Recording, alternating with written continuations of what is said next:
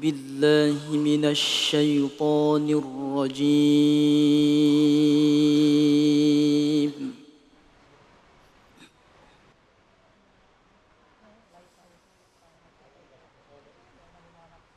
بسم الله الرحمن الرحيم.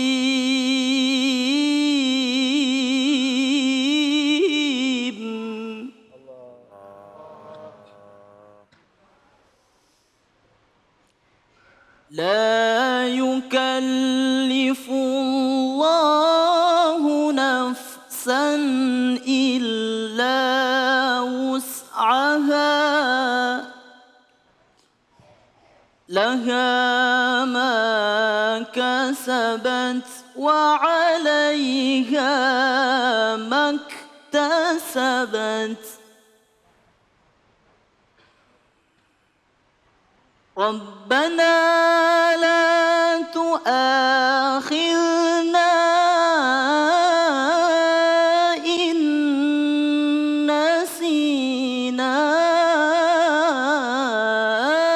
أو أخطأنا.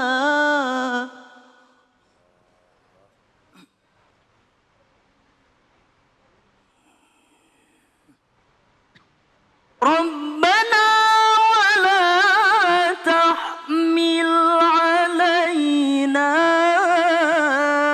إصرا كما حملته على الذين من قبلنا. ربنا ولا تحملنا ما لا طاقة لنا به واعف عنا واغفر لنا وارحمنا أنت مولانا فانصرنا على القوم الكافرين. أنت مولانا فانصرنا على القوم الكافرين. صدق الله العظيم. Masya Allah, bergetar hati kita pada saat mendengarkan ayat suci dibacakan. Surah Al-Baqarah ayat 286 yang dibacakan oleh Ustadz Yusuf. Yang diawali dengan la yukallifullahu nafsan illa wus'aha. Nah untuk itu mari kita dengarkan kajiannya bersama dengan guru kita Ustadz Ujai. Fadhol Ustadz. Assalamualaikum warahmatullahi wabarakatuh. Alhamdulillahi rabbil alamin wassalatu wassalamu ala sayyidil mursalin wa ala alihi wa ashabihi ajma'in amma ba'd. Qala al-muallif rahimahullahu ta'ala wa nafa'ana bihi bi'ulumihi faqala rabbi shrah li sadri wa yassir li amri wahlul 'uqdatam min lisani yafqahu qawli. Subhanaka la ilma lana illa ma 'allamtana innaka antal alimul hakim. Ahibail kiram, jamaah yang sama dirahmati dan dimuliakan oleh Allah Subhanahu wa taala, para pemirsa Cahaya Hati Indonesia dimanapun Anda berada. Pada kesempatan kali ini kita akan membahas ayat yang baru saja dibacakan oleh qori kita yakni akhina Ustadz Yusuf mengenai ayat 286. Banyak poin-poin yang sebenarnya bisa kita ambil sebagai ibrah yang dikaji di dalam kitab-kitab tafsir, salah satunya Ibn Katsir dan lain sebagainya. Akan tetapi karena waktu yang nantinya singkat, mudah-mudahan walaupun tidak secara keseluruhan akan bisa kita dapatkan manfaatnya insya Allah. Nah ibu-ibu, bapak-bapak, para pemirsa dimanapun Anda berada, Saya tidak akan berpanjang lebar. Poin yang pertama di dalam ayat ini bahwasannya awal disampaikan la yukallifullahu nafsan illa wus'aha. Sesungguhnya yang namanya Allah Ta'ala tidaklah membebani daripada seseorang hambanya melainkan sesuai dengan kesanggupannya.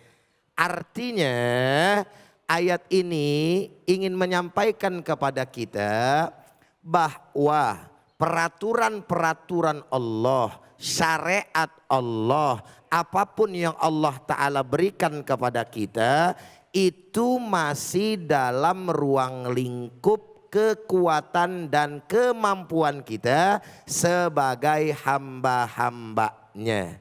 Betul apa betul? Benar apa benar? Jadi enggak benar kalau Allah Subhanahu wa taala memberikan kepada kita sesuatu yang di luar daripada kemampuan kita. Ayat ini di dalam tafsir Ibn Katsir ini merupakan jawaban. Asbabun nuzulnya ada di ayat sebelumnya, di mana Allah Subhanahu wa taala menyampaikan faqala ta'ala, yakni surat Al-Baqarah ayat 284, wa in tubdu ma fi anfusikum aw tukhfuhu yuhasibukum bihillah. Yang artinya kurang lebih apa yang ente sembunyiin, apa yang ente lahirkan Allah Subhanahu wa taala tahu, dan Allah Subhanahu wa taala akan membuat perhitungan padanya. Ketika itu para sahabat ini merasa keberatan. Kenapa? Karena kami tidak sanggup.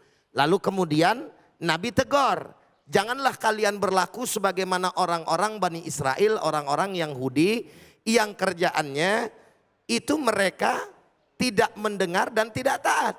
Katakanlah, kata Nabi, sami'na wa ata'na gufranaka rabbana wa ilaikal masir. Dan kemudian pada akhirnya turunlah ayat ini. Untuk permohonan maaf dari mereka Allah Subhanahu wa taala terima. Maka sebagian ulama yang lain menyampaikan bahwa ayat 286 ini menasakh, menghapus ayat 284. Maksudnya bagaimana Bapak dan Ibu sekalian? Bahwasannya Allah Subhanahu wa taala hanya menghisap, hanya menghitung, hanya mempertanggungjawabkan dari kita perbuatan-perbuatan yang kita bisa menolaknya. Adapun yang tidak bisa kita menolaknya, maka Allah Ta'ala tidak minta pertanggungjawabannya. Assalamualaikum. Sampai di sini kira-kira jelas? Ini kebanyakan bongong semua, ngerti apa kagak ngerti sebenarnya ini? Nganga aja begitu ya. Mudah-mudahan ngerti ya. Ngerti. Mudah-mudahan paham ya. Paham. Insya Allah. Artinya begini Bu, di dalam satu kitab Beb, yang bernama Al-Qaulul Jali fi Halli Alfadz Mukhtasar Abdullah Al-Harari, yakni mukhtasar dari kitab Sulamut Taufiq. Di situ dibahas memang tentang kehendak iradah ya dari manusia yang ikhtiariyah atau ghair ikhtiariyah, yang dia kehendaki, yang bisa dia pilih ataupun yang nggak bisa dia pilih. Contoh misalkan di dalam hati saja. Di dalam hati saja ada yang kemudian terlintas namanya khawatir. Nah kemudian diambil ke dalam bahasa Indonesia menjadi khawatir gitu ya. Itu dari bahasa Arab, maksudnya lintasan-lintasan hati yang kita tidak inginkan. Mohon maaf, nauzubillah min dalik, kadang-kadang kita ada bisikan-bisikan lintasan hati yang kita nggak kehendaki, tapi bisikan-bisikan itu jahat. Umpamanya, ih ada anak kecil lucu banget tuh ya. Enak kali ya kalau dibanting tuh anak kecil gitu. Nauzubillah, ini Ngeri contoh amat. saja. Kadang-kadang pernah ada nggak? Iya. Itu lintasan hati yang kita tidak kendaki. Iya. Betul kan? Betul, Itu kan niat yang buruk. Nah niat yang tidak lintasan hati bukan niat. Kalau niat adalah azam. Azam itu betul-betul dikandaki. Jadi lintasan-lintasan hati yang sedemikian rupa yang ada di dalam diri kita yang tidak kita kehendaki, ini yang dimaksud di dalam ayat ini. Bahwa Allah Subhanahu wa taala tidaklah meminta pertanggungjawaban atas hal yang sedemikian rupa. Berbeda yang kita kehendaki. Begitupun masalah lahiriah. Maka mohon maaf lahir batin, Nabi besar Muhammad punya sahabat dulu pernah kemudian dipaksa untuk keluar daripada Islam karena siksaan yang begitu hebat. Dipaksa dia. Lalu pada akhirnya ada satu sahabat yang memang tetap bertahan akhirnya terbunuh. Ada juga sahabat yang pada akhirnya mengeluarkan itu. Lewat lisannya dia pada zahirnya murtad gitu loh kan. Tapi pada hatinya tidak. Lalu diadukan kepada Nabi besar Muhammad SAW. Lalu dimaafkan. Kenapa? Karena dalam kondisi terpaksa. Dalam kondisi yang memang tidak dikehendakinya. Assalamualaikum. Sampai sini kira-kira jelas? Jelas. Itu bagian daripada penjelasan ayat tersebut. Ya. Kemudian di dalam secara syariat ya. Bahwasannya ada juga yang namanya awal tadi saya sampaikan bahwa syariat peraturan-peraturan Allah Subhanahu wa taala itu sebenarnya tidak ada yang memberatkan bagi kita. Cuman kita yang kadang-kadang suka berat-beratin gitu doang. Sedangkan agama saja mengatakan yasiru wala tu'assiru. Permudah, jangan pernah dipersulit. Tapi gitu ya, jangan mentang-mentang mudah dimudah-mudahin gitu doang yang namanya agama. Benar gak? Betul. Allah Subhanahu wa taala contoh nurunin syariat yang namanya sholat. Jawab yang kompak. Yang namanya sholat wajib apa enggak? Wajib. Boleh ditinggalkan apa enggak? Enggak boleh. Tidak, dalam kondisi apapun. Tetapi Allah Ta'ala dalam syariatnya memberikan yang namanya rukhsah. Memberikan yang namanya keringanan. Bahkan jangankan kepada orang yang sakit. Orang yang sehat aja masih dikasih rukhsah. Ente jadi musafir, fadol, tafadol. Ambil yang namanya rukhsah. Jamak taksir boleh gitu kan. Artinya kosor boleh. Udah dijamak, digabung, pakai dikurangin lagi.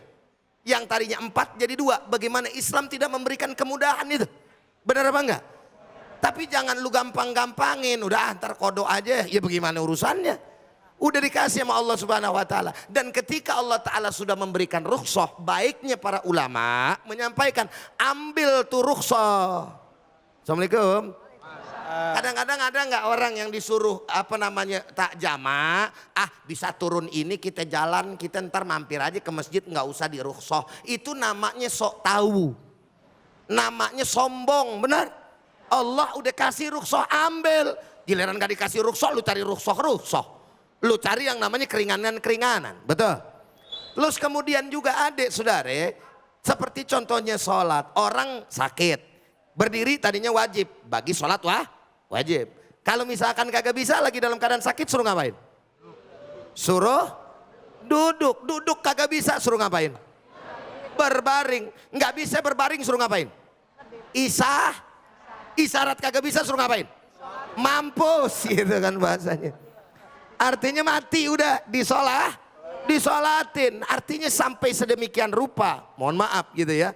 Sedemikian rupa bagaimana yang namanya ajaran agama Islam memberikan keringanan yang sedemikian rupa. Sehingga ayat ini dari poin yang pertama, la yukallifullahu nafsan illa wus'aha. Tidaklah Allah Ta'ala membebani daripada hambanya di luar daripada batas kemampuannya. Begitupun dengan ujian-ujian yang kita terima. Ketahuilah saudara, demi Allah, sesungguhnya Allah Subhanahu wa taala pasti akan memberikan jalan keluar dari yang namanya persoalan-persoalan kita. Makanya sebagai penutup, di dalam Al-Qur'an ada ayat fa inna ma'al usri